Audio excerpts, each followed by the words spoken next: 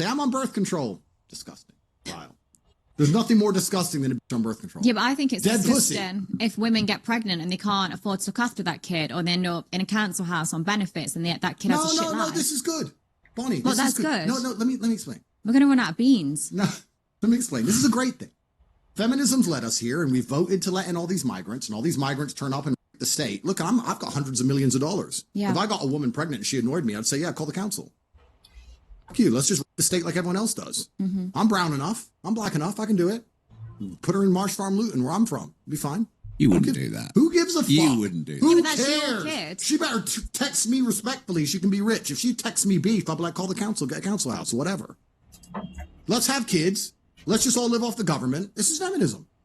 Because you don't live off the government if you have a husband. They don't want husbands. And they don't want husbands. Women want to get married, but they don't want husbands. They want to get married like Sex in the City style. You know, like you fuck a million men, then you get married to some really rich guy who lets you do whatever you want. Then you have an affair with the gardener, and then you spend all his money, and then somehow you're still the victim. That's the kind of marriage they want. That's they most don't women's wanna, dream. That's right. They don't actually want to be wives, because wives are obedient, and wives are quiet, and wives listen.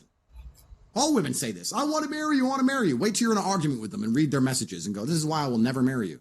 This is why I will never marry you. I read their messages and they don't realize that they've ruined their chance forever. I cannot marry you because of how you talk. A wife doesn't do this. I told you to be quiet 3 times.